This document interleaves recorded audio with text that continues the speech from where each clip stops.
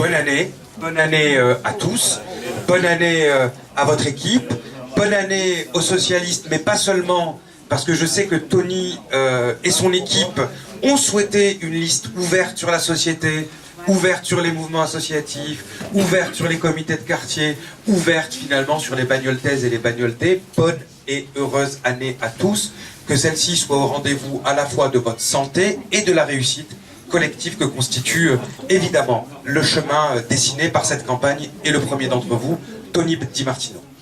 La deuxième des choses que je veux vous dire, c'est que votre responsabilité est immense.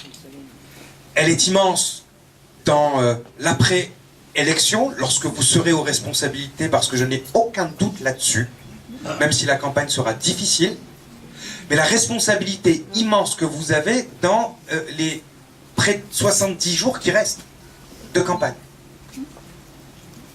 Vous êtes dans une ville qui va être un des pôles fondamentaux, culturellement parlant, en termes économiques, de développement urbain, d'aménagement, la porte de Bagnolet, de ce que peut être demain l'Est parisien, le Grand Paris. Vous avez un rôle à jouer immense. Et pour les bagnoltaises et les bagnoltais, il faut une équipe sérieuse et honnête, une équipe soudée, compétente, pour que vous puissiez aborder en force, et j'espère que nous serons côte à côte, à Montreuil et Bagnolet, car notre avenir est aussi commun, et je crois que nous aurons d'ailleurs un matériel militant, notamment pour la rénovation urbaine, pour les parties communes, qui sera commun à nos deux campagnes. Nous serons les seuls d'ailleurs, à Montreuil et à Bagnolet, à faire un matériel commun de campagne. C'est-à-dire que ceux qui ont été au pouvoir pendant 50 ans à Bagnolet et 50 ans à Montreuil, alors qu'ils étaient de la même sensibilité politique, communiste, plutôt une grande idée du communisme, même si je ne suis pas d'accord avec, mais pour moi il y a des valeurs qui font que je ne peux pas non plus considérer ceux qui ont été là comme communistes. Mais bon, passons. En tout état de cause,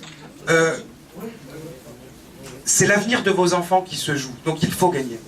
Il faut gagner, et la manière dont vous allez mener campagne est à l'image de la manière dont vous allez diriger cette ville.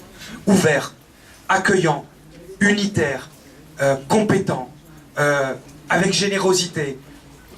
Vous pouvez le faire, moi j'en suis convaincu. La troisième des choses que je veux vous dire, et j'en terminerai par là, parce que je crois que c'est là aussi essentiel, c'est à l'égard de Tony Di Martino. Tony, son choix, il l'a fait il y a plusieurs années. Lorsque ses convictions n'ont plus été au rendez-vous de la politique et de la gestion municipale, il en a tiré les conclusions. Beaucoup, à sa place, seraient restés au chaud. D'ailleurs, certains y sont toujours. C'est quand même incroyable d'avoir dans cette ville, et ça il faut que vous l'expliquiez, et je sais que vous l'expliquez d'ailleurs, des gens qui sont candidats face au maire et qui restent premier adjoint. Enfin, c'est quand même assez incroyable.